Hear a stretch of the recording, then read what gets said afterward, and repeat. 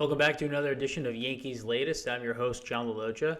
The Bats have come alive against the A's in Sacramento. Yanks up 12-2 right now, bottom of the ninth. They're going to wrap up the series, taking 2 out of 3.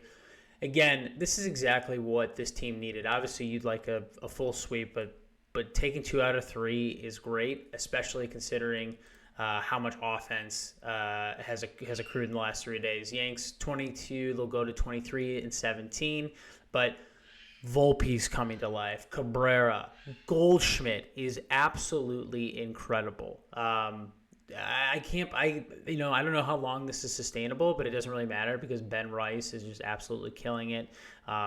Hits a grand slam today, just rifles it down the right field line. We'll get into how hard he's hitting the ball, but this team rakes.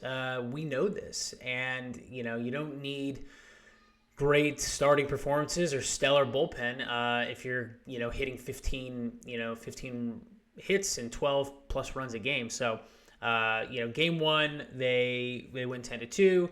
Yesterday they lose 11-7, but again 7 runs at least or more in both of those games. They have 12 today. This is a great sign from this team. Again, outside of Rondon and Fried, you just don't really know what you're getting with your starting pitching. Bullpen, obviously you're encouraged with Williams and what he showed the last day or two. So all good signs from this offense. But Goldschmidt, Rice, Judge is amazing. I feel like we talk about him every show, but I mean he again is just absolutely incredible. Maybe the greatest hitter we've ever seen. I don't want to be hyperbolic about it, but the numbers don't lie. He's just absolutely phenomenal.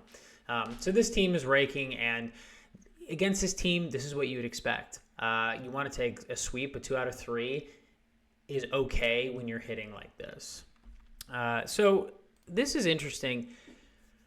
I did not think Paul Goldschmidt was going to be this good. I know he's a good player, but I just didn't think he was going to produce like he's doing, specifically with slugging. And again, we've talked about a lot of his slug comes down the line. So like pulling it down the left field line or shooting it down the right field line, but doesn't really have the power in the gaps anymore. But he's really showing that he's able to be creative with the way he's putting the bat on the ball. He's getting on base. He's hitting for extra base hits.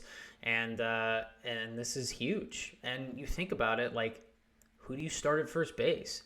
He has more experience than Rice defensively at first base, but you cannot keep Ben Rice out of the starting lineup. He is just an absolute stud. And credit to the Yankees player development. I think they had high hopes for him, but I don't think they thought that he would be able to slug like he's slugging. And it's a great sign. It's an embarrassment of riches for the Yankees, so this is not a problem by any means. But, when Stanton comes back, you're going to have to make a decision.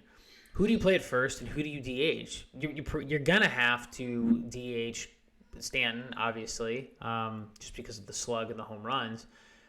If I had to pick, I pick Rice. I think Rice is more longevity. He's more sustainable. And I like Goldschmidt coming off the bench in a key situation where they do not have a right-handed power hitter or a right-handed guy who can slug coming off the bench facing lefties.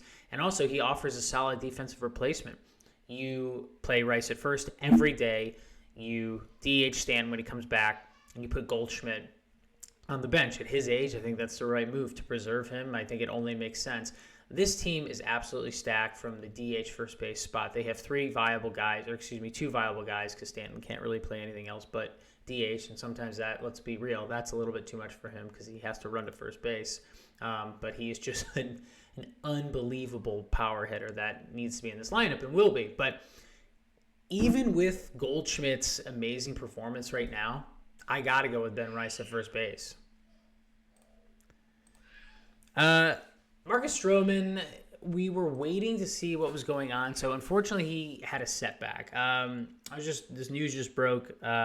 He's had some left knee discomfort, and so we're pretty starved for starting pitching. So you're wondering, can he get back and can he be effective? He's a guy that also has to be 100%, like 110% to be at his best because he does not throw particularly hard. He relies on his sinker, two-seam fastball, slider away, and he has to be 110% healthy to be, to show any of effectiveness whatsoever. So Boone said he's still in Tampa through a live BP session, but just still seeing discomfort in that left knee. So it's probably going to be a little bit longer. No timeline given. Again, he was not right this year. He was 0-1 with like a 12 ERA. So, he's got a history of injury. I forgot that he had surgery in 2015 for a torn ACL in his left knee, and he returned, a year or so later. So that's a cause for concern when you have a prior injury. That was something that I thought was interesting because I did not know he tore his ACL back in 2015. Obviously, he's an older pitcher,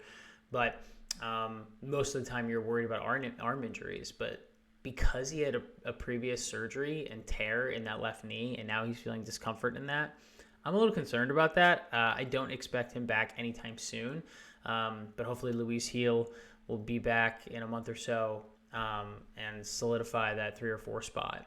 But I like what I've seen from Clark Schmidt. There's signs of life. I mean, he's got great stuff. If he can put it together, that's going to be amazing for the Yankees because they have to have someone other than Fried and Rodon.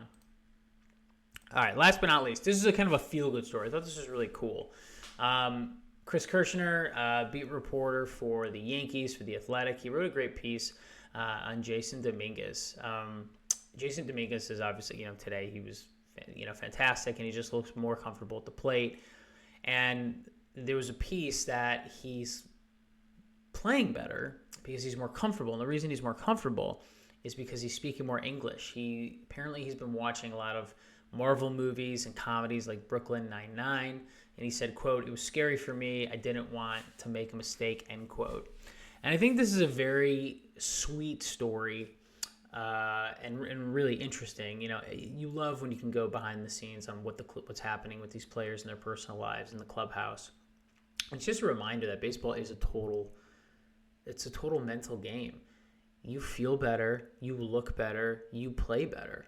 I know it sounds trivial or superstitious, but it's the facts. When you're not in a great headspace, this game is too hard to be able to be anywhere but the present moment. And whether you're pitching or you're at the plate or you're in the field, your mind wanders for a second, the ball is hit to you or something happens, you get a late break on it, it's over. You don't make the play. You do make a mistake. And this is why team chemistry and clubhouse culture is really, really important. People think, winning creates team chemistry. Sometimes, but you got to have guys there that are, it's a long season, and you have to have guys there that are willing to be vulnerable and to help each other out.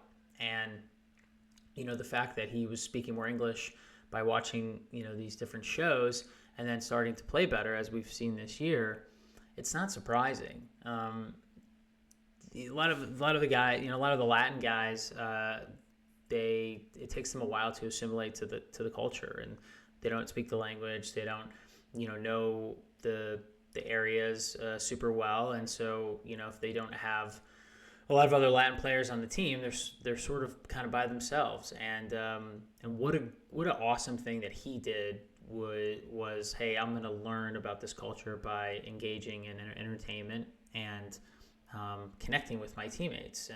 And I guarantee you that obviously these movies and shows helped him not only speak English, but speak it more conversationally. Obviously, I took Spanish class, but when you're talking to someone in Spanish, it's much more conversational, and you're not, being so formal with what you were taught in school. And so I kind of like that. I'm sure he's taking English classes as well, but this is just a great sign that if you're more comfortable and you're more yourself and you feel like you belong, you're not always worried about what people will think, what people will say. If you can just relax and be yourself, you're going to play better. And we've seen that this year with Jason Dominguez. So credit to him for doing the work and reaching across the aisle and meeting this, the Yankees where they're at. Most of the players are English speaking, and I think that's a really cool story. So shout out to Chris. That's awesome. What an awesome story for all of us to know. That's been your Yankees Latest. I'm your host, John Laloggia. Join me tomorrow for your next Yankees update. Have a great week. Take care.